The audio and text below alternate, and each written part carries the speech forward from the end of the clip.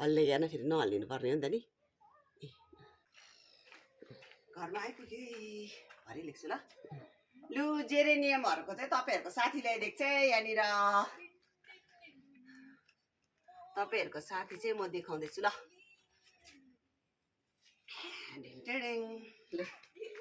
एउटा चाहिँ यो आयो हो छेउ मैले उता ला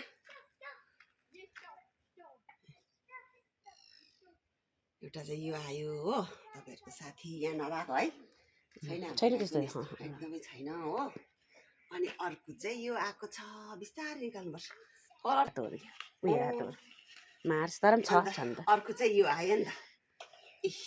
कलर चाहिँ झन्डै सेडिङ चाहिँ सेम है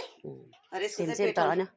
भेराइटी अर्कै हो नि त जात अर्कै हो नि पेट्रोल अर्कै जाति अर्कै भेराइटी अर्कै राम्रो है तर यो कलर चाहिँ मलाई यस्तो मनपर्छ ठुलो छ ड्रेसहरू पनि मनपर्छ यसको चाहिँ कम्बिनेसनै हुन्छ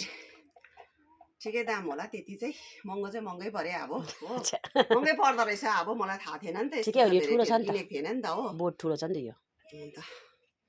अन्त थ्याङ्क यू सो मच आशिष भाइ लु हो आइपुग्यो घरमा एकदम राम्रो मजाको अब चाहिँ हाम्रो फुलबारीमा पनि हुन्छ अर्को पालिदेखि चाहिँ यसको 10 वटा भन्नु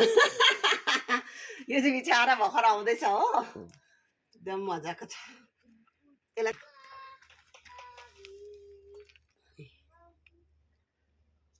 हो हल्ले ज्ञान फेरि नहल्लिनु पर्ने हो नि त नि हुन्छ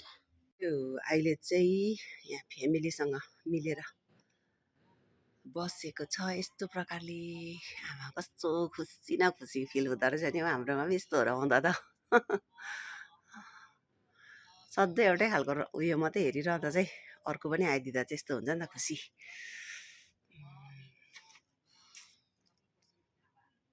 हामी यति त भइसक्यो पता हुँदैछ राम्रोसँगले गऱ्यो भने चाहिँ जे पनि हुँदो रहेछ है लास्ट इयरतिर हामीले यति बेसी ध्यान दिन्थेन नि त जेरेनियमलाई